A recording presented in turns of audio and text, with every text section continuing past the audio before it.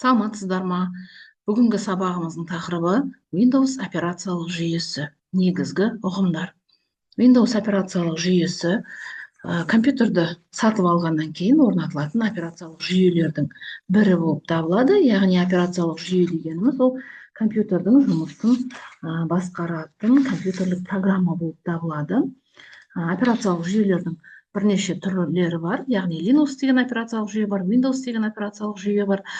Сол операциялық жүйелердің ішінен ең жиі қолданылатыны бұл Windows операциялық жүйесі. Негізгі элементі ол графикалық интерфейс болып табылады.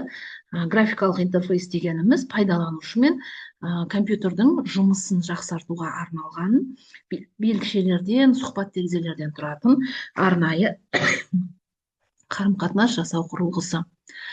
Негізгі элементтері Windows операциялық жүйесінің ол жұмыс столы, мына тұрған төмендегі жолақ есептер тақтасы, панель задач, белгішелер, жарлықтар, терезелер, контексті жанама мәзір және де пуск мәзір болып табылады.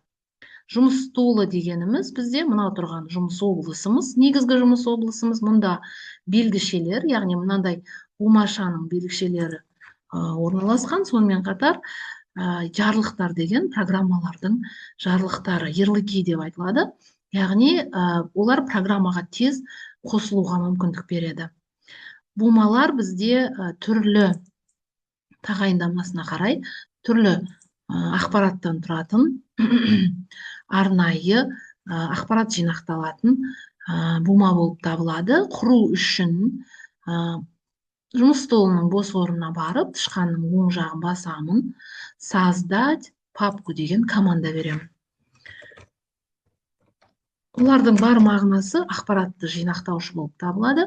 Яғни әр буманың ішінде атауына қарай, тағайындамасына қарай орналасқан файлдар немесе ішкі бумалар болады. Буманың ішінде менде қазірше бос. Бұған тағы да қандай да бір бума құру үшін создать папку деген команда беремін. Және тағы да біреуін құруға болады. Және тағайындамасына қарай осыларға мен ішіне осы атауына байланысты құжаттарды орналастырамын. Және де ол жинақталып тұруға мүмкіндік береді. Тағайындамасына қарай және де құжатты тез табуға мүмкіндік береді. Жарлықтар дегеніміз программаның жарлықтары, яғни мынау бумалардың папкасынан айырмашылығы жанында мынадай стрелкасы бар. Яғни 2 рет бассам, мен бұл программаны іске қосам деген сөз. Жарлық құру үшін жанама мәзір шақырамын контекстіне, создать ярлык деген команда беремін. Для какого элемента нужно создать ярлык? Укажите расположение объекта дейді. Яғни обзор деген кнопканы басу арқылы мен кез келген өзіме қажетті программа таңдаймын. Сонан соң далее деген басам, введите имя ярлыка. Өзгертуге де болады, қалдыруға да болады.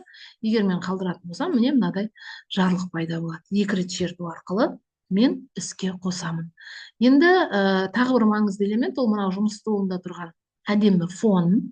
Бұны өзгерту үшін мен тышқанның оң жағын басамын да параметры экрана деген кіремін. Міне, осы жерде менде экранның бүкіл қалып күйлерін келтіруге болады. Яғни яркость азайтуға болады, көбейтуге болады. Ночной свет менде отключенный тұр. Экранның өлшемі, масштаб, разрешение дисплея, ориентация дисплея және де графика деген бар. Міне, мұнда түрлі арнайы құрылғылардың атаулары берілген және де изменение стандартных параметров графики дейді. Яғни егер де өзгертем десеңіздер, өзгертесіздер, өзгертпеймін дейтін болсаңыздар, онда осы күйінде қалдырасыздар. Сонымен қатар Windows операциялық жүйесінің бізде 2 түрі болады. 32-лік разрядты операциялық жүйе және 64 разрядты операциялық жүйе. Осы ақпарат маңызды, себебі программаларды орнататын кезде программалардың өзі 32 разрядты операциялық жүйеге арналған және 64 бит разрядты жүйеге арналған деп бөлінеді.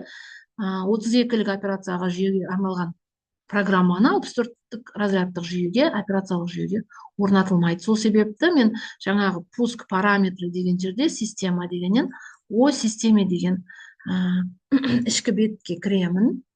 Мұнда құрылғының сипаттамалары, құрылғының атауы, процессор, Intel Core i3, оперативті жадтың өлшемі, құрылғының коды, құрылғының өнімнің коды және де тип система деген менде 64 разрядты операциялық жүйе орнатылған. Яғни мен программа орнататын кезде 64 разрядты операциялық жүйеге арналған программаларды өзіме жүктеп аламын және орнатамын. Бұл өте маңызды ақпарат, себебі 64-тік разрядтық жүйеге орнатылатын программалар 32-лік программаға орнатылмайды. Ары қарай Windows операциялық жүйесінің сипаттамалары, яғни характеристики Windows дейді, выпуск Windows 11 версиясы жазылған, дата установки, сборка операционной системы және де қандай операциялық жүйемен қарым-қатынас жасай алады, яғни Windows Future Experience Pack. Яғни осы туралы бүкіл ақпаратты сіздер осы ішкі беттен көре аласыздар. Одан басқа мұнда интернет желісі туралы ақпарат орналасқан. Міне персонализация деген бетте жаңағы әдемі фондық сурет менде мынау тұр. Және де компьютердің ішіндегі мен кез келген жаңағы өзіме ұнайтын тақырыпқа ауыстыруым мүмкін.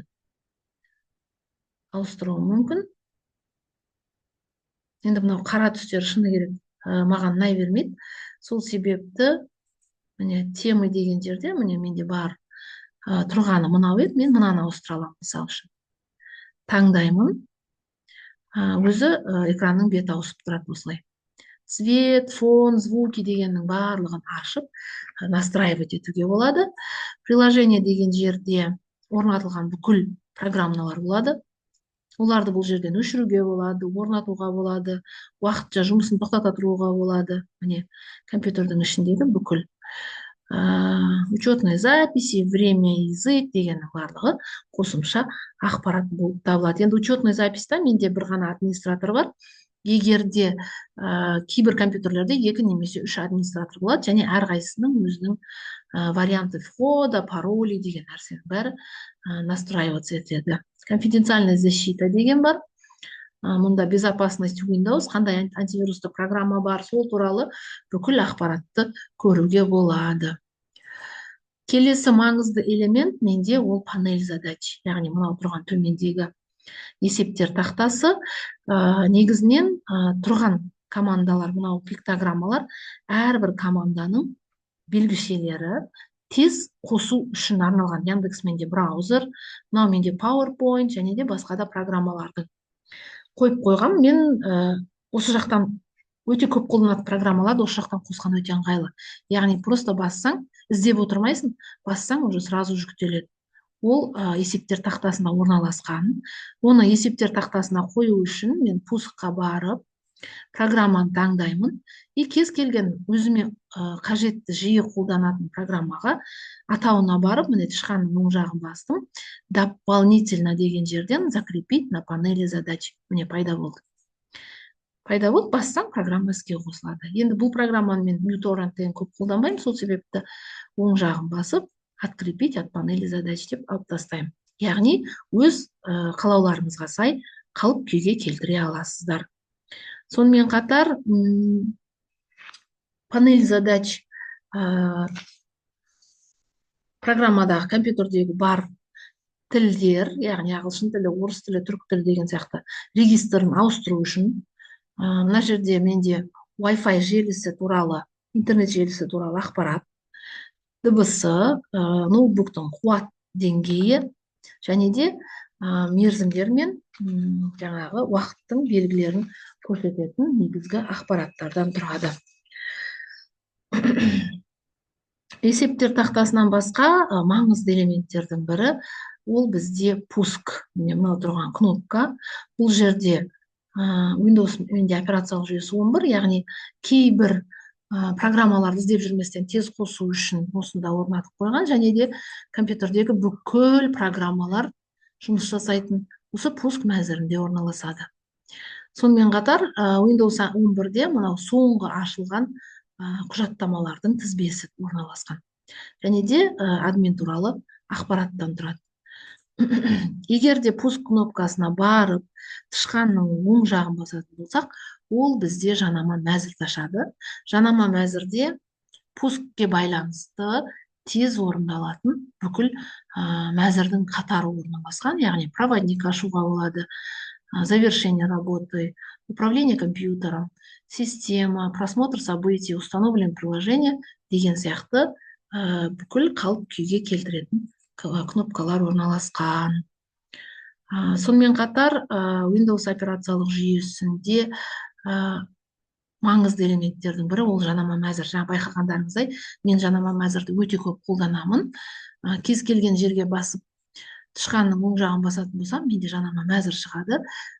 Тез қолжетімді етеді. Жаңағыдай кейбір элементтерді, мысалы үшін создать текстовый документ, создать лист Microsoft Word, Excel, мына жерге қойып қоюға болады, және екі рет шертіп жұмыс жасай беруге болады. Сол сияқты мынау тұрған жаңағы панель задачада оң жағын басатын болсаңыздар, диспетчер задач шақыруға болады.